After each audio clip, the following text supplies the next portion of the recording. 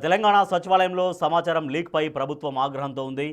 హరీష్ రావుకు కేంద్ర మంత్రి సీఎంకు రాసిన లేఖ లీక్ కావడంపై ఆరా తీస్తోంది.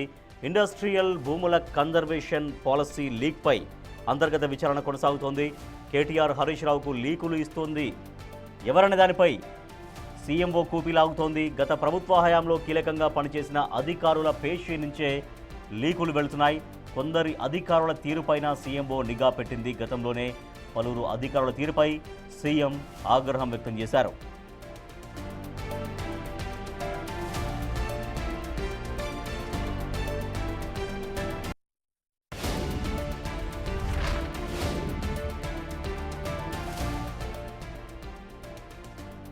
ఉన్నత స్థాయి అధికారుల సమావేశంలో తీసుకున్న పాలసీ నిర్ణయాలతో పాటు కేబినెట్ ఎజెండా అంశాలు ముందే ప్రతిపక్షాల చేతికి వెళ్తున్నాయి.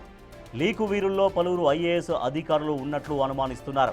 ప్రతిపక్ష నేతలతో కొందరు అధికారులు నేరుగా టచ్లో ఉంటున్నారని ఆరోపణలు ఉన్నాయి. IT and industries, revenue, irrigation, finance, వ్యవసాయ శాఖ, జీఏడీ పేషీల నుంచి లీకులు వెళుతున్నాయి. ఇరిగేషన్ శాఖలో ఈఎన్సీ స్థాయి అధికారిపై ప్రభుత్వం చర్యలు తీసుకుంది.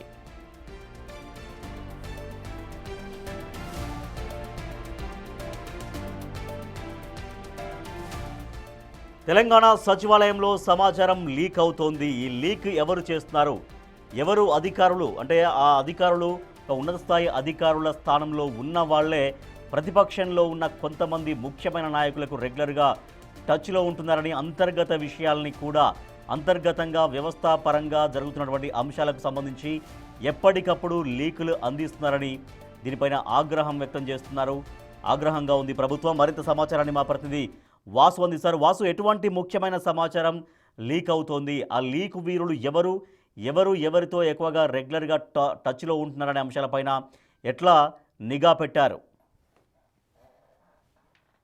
తెలంగాణ సచివాలయంలో సమాచారం లీక్ పై ప్రభుత్వం సీరియస్ గా ఉంది. ఇండస్ట్రియల్ భూముల కన్వర్జేషన్ పాలసీ లీక్ పై కూడా అంతర్గత విచారణ కొనసాగుతుంది. అయితే ఆ ప్రతిపక్ష నేతలైనటువంటి కేటీఆర్ హరీష్ రావుకు లీకులు ఇస్తుంది ఎవరు అన్న అంశం పైన కూడా ప్రభుత్వం దృష్టి పెట్టింది. గత ప్రభుత్వ హయాంలో కీలకంగా పనిచేసినటువంటి అధికారుల పేచీ నుంచే ఈ పెద్ద ఎత్తున కూడా లీకులు వెళ్తున్నాయని మాత్రం ప్రస్తుతం అనుమానిస్తున్నారు. అయితే కొందరు అధికారుల తీరుకు సంబంధించి కూడా సీఎంఓ సీరియస్ గా ఉంది. మరోపక్క పూర్తిగా సీఎంఓ నిఘా కూడా పెట్టింది. గతంలో పలువురు అధికారుల తీరుపై పదే సీఎం ఆగ్రహం వ్యక్తం చేశారు. అధికారుల తీరు కావచ్చు, వాళ్ళు వ్యవహరిస్తున్నటువంటి అంశానికి సంబంధించి. కానీ అయినప్పటికీ కూడా వాళ్ళ తీరులో మార్పు రాకపోగా ప్రతిపక్ష పార్టీలకు సంబంధించి లీకులు ఇస్తున్న నేపథ్యాన్ని ప్రభుత్వంలో చాలా గోప్యంగా ఉండాల్సినటువంటి పాలసీ డిసిషన్స్ తో పాటు కేబినెట్ లో చర్చించే అంశాలతో పాటు తీసుకునే నిర్ణయాలకు సంబంధించి అంటే జీవోలకు సంబంధించి పాలసీ డిసిజన్లు ఉన్నతాధికారుల సమీక్షలో జరిగేటువంటి ఏదైతే పాలసీ నిర్ణయాలు ఉన్నాయో వాటిని కూడా బయటికి లీక్ ఇస్తున్న పరిస్థితి. అయితే వీటన్నిటిపైన కూడా ఆ ప్రభుత్వం చాలా సీరియస్ గా ఉంది. కేబినెట్ అజెండా అంశాలు కూడా ముందే ప్రతిపక్షాలకు ఎలా చేరుతున్నాయన్న అంశంపైన కూడా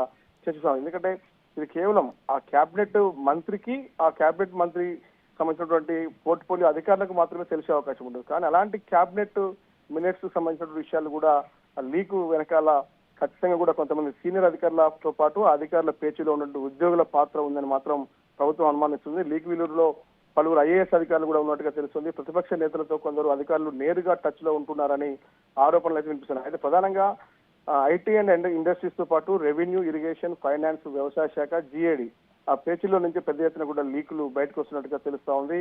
అయితే హరీష్ రావుకు సంబంధించి కూడా ఇటీవల కాలంలో కేంద్ర మంత్రి పాటిల్ రాసినటువంటి ముఖ్యమంత్రి లేఖ కూడా ఆయన లీక్ చేయడం, ట్విట్టర్ లో కూడా పెట్టడం జరిగింది. దాని మీద మీడియా ప్రతినిధులు బంకచర్ల విషయంలో ఆ లేఖకు సంబంధించి సీఎంకు రాసిన 20 రోజుల తర్వాత హరీష్ రావు చేతికి వచ్చింది. దీనికి సంబంధించి కూడా ఒక ఈఎన్సీ స్థాయి అధికారి పైన కూడా ఇరిగేషన్ శాఖలో చర్యలు తీసుకున్నారు. ప్రధానంగా ఐఏఎస్ అధికారుల్లో కూడా కొంతమంది హరీష్ రావుకు, కేటీఆర్ కు నేరుగా ఫోన్ లో మాట్లాడుతూ ఉన్నారు. పలువురు వాళ్ళ పేచీల నుంచి కొంతమంది సిబ్బంది అంటే గత ప్రభుత్వ హయాంలో ఎవరైతే పనిచేశారో ఆ శాఖలకు సంబంధించి ఈ ప్రస్తుతం కూడా అదే శాఖల్లో పనిచేస్తున్న తీరుకు సంబంధించి అంటే వాళ్ళే ఈ లీకులు ఇస్తున్నారని అనుమానం అయితే ప్రస్తుతం కలుగుతుంది. కాబట్టి ఎవరు ఈ లీకులు ఇస్తున్నారనే అంశానికి సంబంధించి కూడా పలువురు అధికారులతో పాటు అధికారుల దగ్గర పనిచేస్తున్నటువంటి సిబ్బంది పైన కూడా పూర్తి స్థాయిలో ప్రధానంగా ఈ ఐటీ అండ్ ఇండస్ట్రీస్ పాటు రెవెన్యూ, ఇరిగేషన్, ఫైనాన్స్, వ్యవసాయ శాఖ నుంచి జీఏడీ నుంచి కూడా పలువురు ఉద్యోగులపైన కూడా నిఘా పెట్టినట్టుగా సమాచారం ఉంది. మొత్తం ఆ సీఎంఓకి సంబంధించినటువంటి అధికారులు అయితే పూర్తి స్థాయిలో మిగతా మంత్రులు, మిగతా అధికారుల శాఖల్లో ఉన్నటువంటి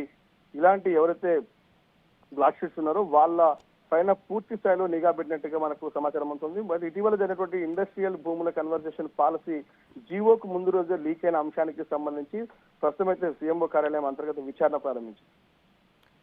రైట్, థ్యాంక్ యూ వాసు. ప్రభుత్వ సమాచారం లీక్ అవుతుంది. ఆ లీక్ వీరులు ఎవరు? లీక్ వీరుల్లో సీనియర్ ఐఏఎస్ అధికారులు ఉన్నారు. సో వాళ్ళే ప్రతిపక్షంలో ఉన్న ముఖ్య నాయకులకి ఎప్పటికప్పుడు సమాచారం అందిస్తున్నారు.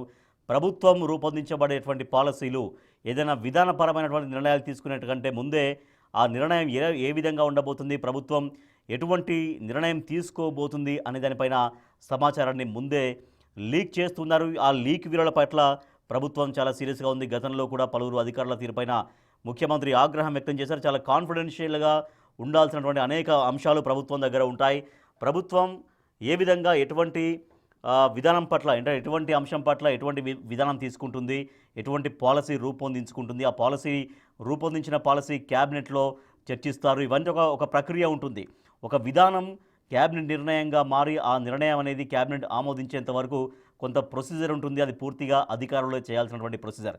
కానీ ఆ టైంలో అంటే ప్రక్రియగా ఉన్నటువంటి ఆ సమయంలోనే చాలా ముఖ్యమైనటువంటి సమాచారం, పాలసీ విధానాలు, ఏ అంశంపైన ఎటువంటి పాలసీ తీసుకోబోతుంది ప్రభుత్వం అనే దానిపైన ప్రతిపక్షాలకు ముందే లీక్ చేస్తున్నారు. ఆ లీక్ వీరులపైన ప్రభుత్వం ఫోకస్ పెట్టింది. ఎవరు ఎవరితో టచ్లో ఉంటున్నారనే దానిపైన నిఘా వేసింది ప్రభుత్వం.